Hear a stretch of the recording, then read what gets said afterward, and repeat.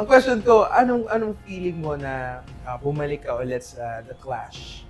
Well, syempre panibagong pagtanggap na naman sa challenge to. Mhm. Kasi alam natin sa The Clash na pa-iba-iba talaga yung challenges eh. Lalo na ngayon kasi magkahalo ang Clashbacker at mga bagong Clasher. Ito ibang So, twist, di ba? yes! Syempre, grabe yung challenge na ito. Actually, nakaka-pressure siya. In a way na para sa akin, mas nakita niyo na kung paano kami mag-perform noon. So, paano kaya namin ipapakita yung kami ngayon? Mhm. So, yun, masayang nandito ulit ako.